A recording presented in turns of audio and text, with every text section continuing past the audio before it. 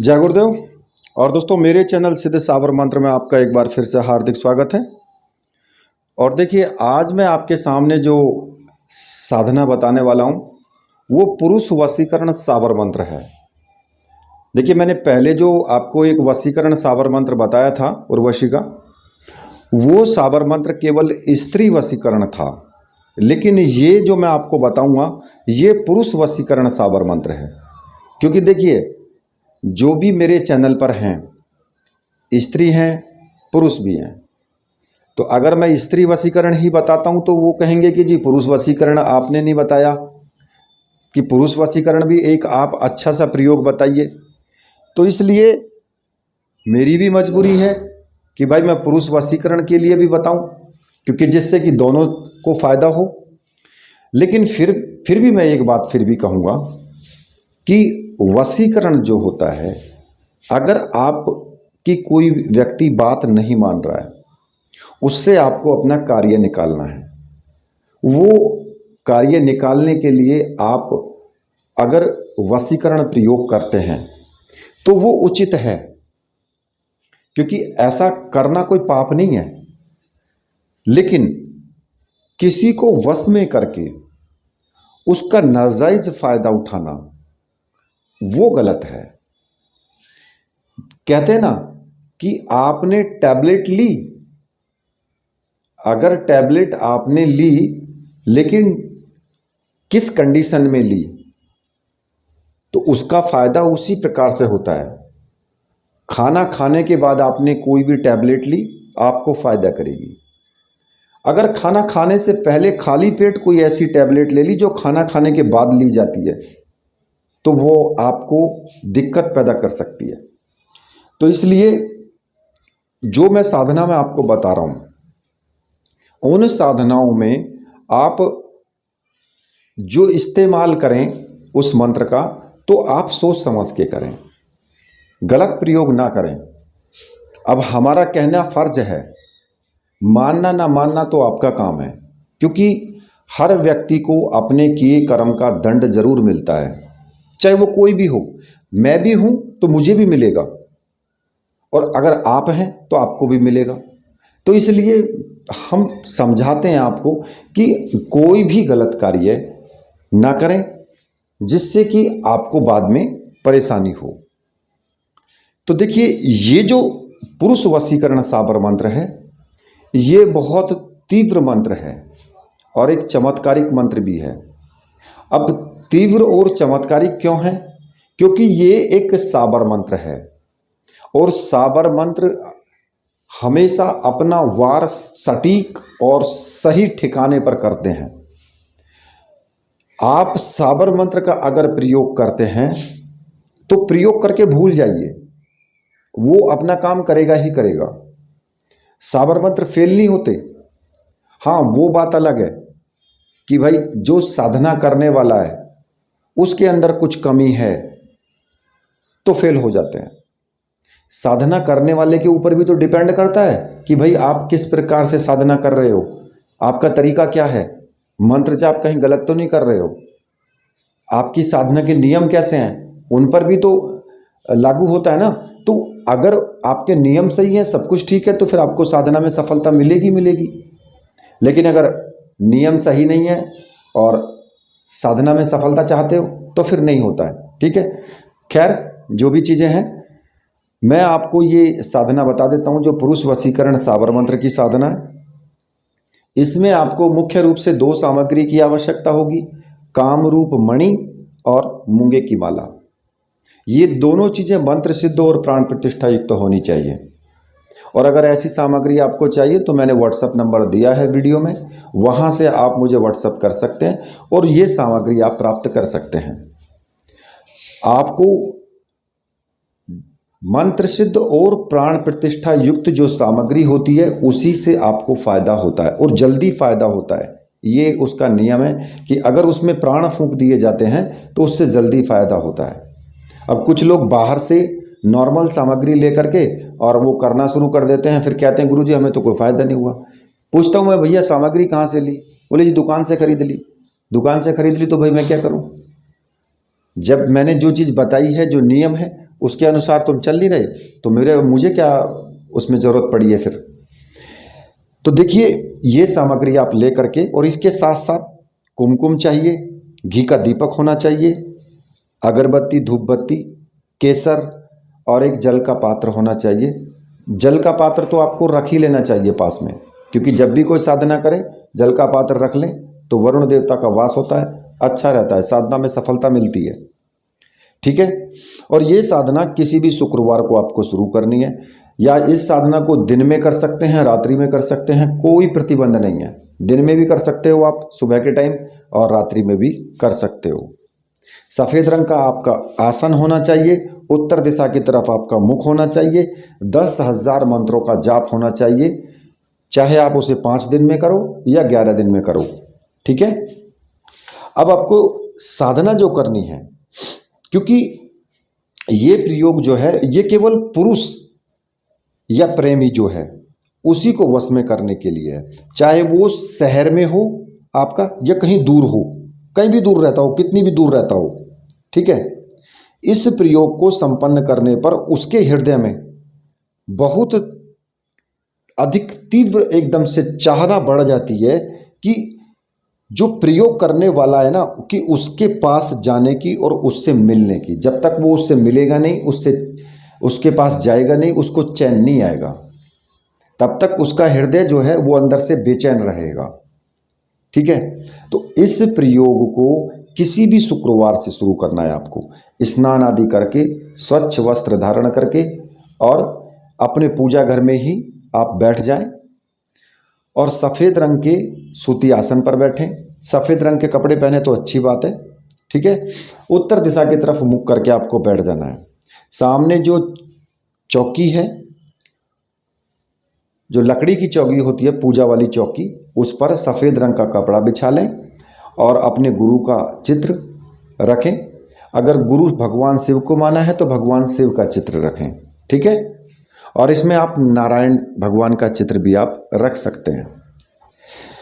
तो सबसे पहले आपको क्या करना है कि जो यंत्र है उसको कपड़े पर बनाना है। कुमकुम से आप उसको, या केसर का घोल ले लें, केसर का घोल बना लें, और किसी भी उंगली से ही बना लें, यंत्र को उंगली से ही बना लें, या किसी भी लकड़ी से, जैसे भी आप बना सकें उसको बनाएं। ठीक है। उस यंत्र का जो चित्र है कैसे आपको बनाना है वो मैं आपको वीडियो में दे दूंगा, और वहाँ से जैसा मैंने वीडियो में दिया है बिल्कुल उसी प्रकार से आपको वो चित्र बनाना है। ठीक है। और उस जो यंत्र आप बनाएंगे उसके ऊपर कामरूप मणि को स्थापित कर देना है। ठीक उसी के पास में एक घी का दीपक लगा देना है, सुगंधित अगरबत्ती, धूप बत्ती वो भी आपको लगा देनी है। थोड़े से पुष्प रखें, चावल हो, और कुमकुम टीका लगाने के लिए। तो सबसे पहले आपको क्या करना है, सबसे पहले आपको अपने गुरु का पूजन करना है, और जो आपके गुरु हैं, जिन्होंने गुरु मंत्र दिया है, जो देहधारी गुरु हैं, उन्हीं का आपको पूजन करना है। हाथ जोड़ के गुरु जी से प्रार्थना करनी है कि गुरुदेव मैं ये मंत्र साधना करने जा रहा हूँ और इसमें मुझे पूर्ण सफलता मिले, ऐसा मुझे आप आशीर्वाद दीजिए और मुझे आज्ञा दीजिए। और उसके बाद गुरु मंत्र की कम से कम 1 माला का जाप आप जरूर करें। अगर भगवान शिव को आपने गुरु माना है तो फिर आप भगवान शिव की ही पूजा करें, उसी तरीके से जिस तरीके से आप गुरु की पूजा करते हैं उसी प्रकार से आपको भगवान शिव की पूजा करनी है, और उनको गुरु रूप में कहना है कि गुरुदेव मैं ये साधना करने जा रहा हूँ, इसमें मुझे पूर्ण सफलता मिले, ऐसा मुझे आप आशीर्वाद दीजिए। ठीक है। और ओम नमः शिवाय मंत्र का 1 माला का जाप जरूर करें। अब जब आपका इतना काम हो जाए उसके बाद आपको क्या करना है, क्योंकि ये एक साबर मंत्र है, आप साबर मंत्र से साधना कर रहे हो, तो जो सर्वार्थ साधक साबर मंत्र है उसका आपको 21 बार जाप करना जरूरी है। क्योंकि अगर आप सर्वार्थ साधक साबर मंत्र का 21 बार जाप कर लेते हैं, और ये प्रतिदिन ही करना है आपको, पूजन भी प्रतिदिन करना है और ये जाप भी आपको प्रतिदिन करना है 21 बार मंत्र जाप से पहले, तो जो आप साबर मंत्र सिद्ध करेंगे ना, उस साबर मंत्र को सिद्ध करने में किसी भी प्रकार की कोई दुविधा नहीं आती है, और मंत्र सरलता से सिद्ध हो जाता है। तो वो जो सर्वार्थ साधक साबर मंत्र मैं आपको बता देता हूं, आप नोट कर लेना। गुरु सठ गुरु है वीर, गुरु साहब सुमरों बड़ी भात, सिंगी टोरों वन कहों मन्नाऊ करतार, सकल गुरुन का हर भजे घट्टा पकड़ उठ जाग, चेत संभार श्री परमहंस। इस मंत्र का 21 बार आपको जाप करना है, ठीक है।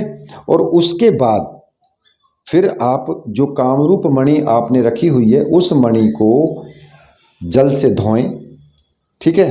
उसे पोंछ करके वापस वहीं यंत्र पर रखें और जो केसर का उसको तिलक लगाएं, पुष्प चढ़ाएं, उस पर चावल चढ़ाएं, उस पर उसका पूजन करें। और जब अगरबत्ती धूप बत्ती जला करके उसके पूजन करें अच्छे से, जैसे आप पूजन करते हैं। और पूजन करने के बाद जो मूंगे की माला है फिर उससे आपको मंत्र जाप शुरू करना है। तो इसमें जो आपको मंत्र जाप करना है वो मंत्र मैं आपको बता देता हूँ। मंत्र इस प्रकार से है।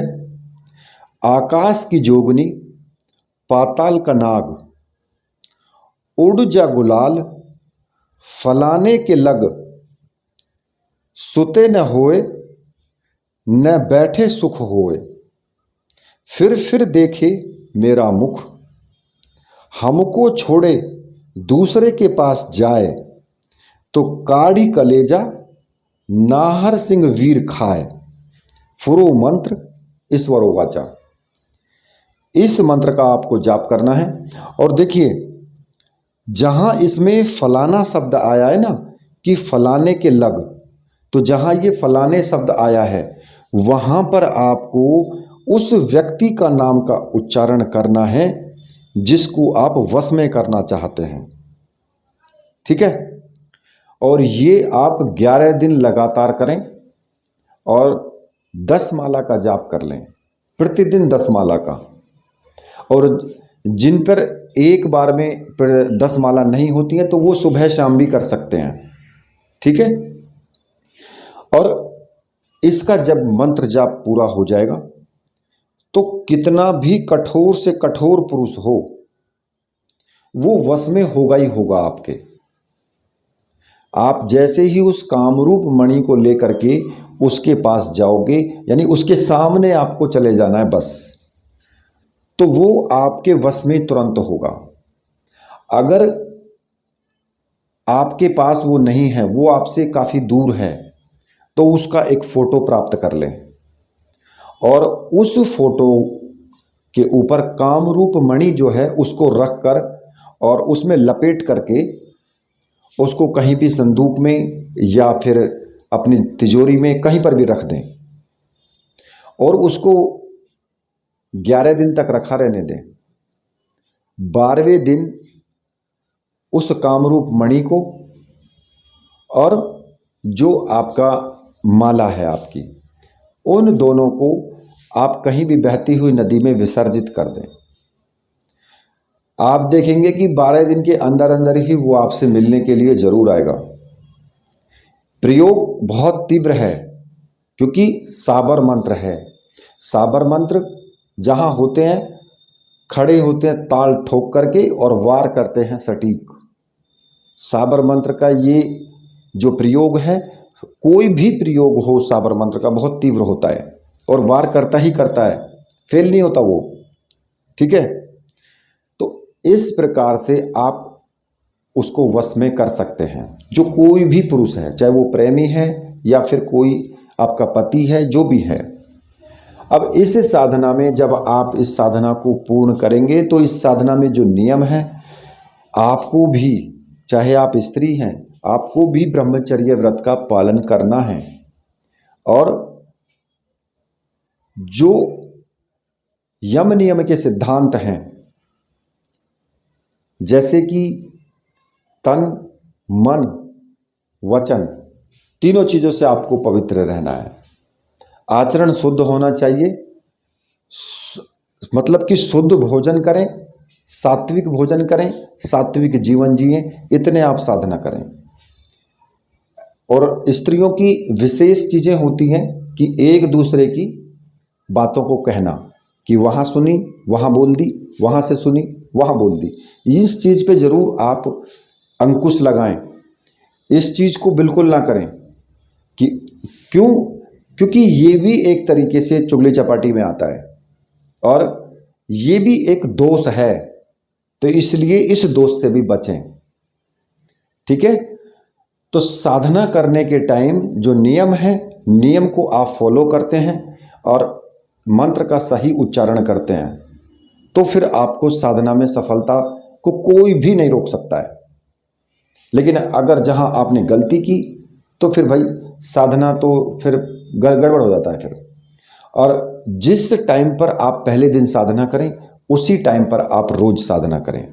इस साधना में थोड़े बहुत आपको अनुभव हो सकते हैं, अनुभव किसी भी प्रकार के हो सकते हैं, तो उसमें कोई डरने वाली और विचलित होने वाली बात नहीं है। छोटे मोटे अनुभव होंगे, कोई दिक्कत नहीं है उसमें।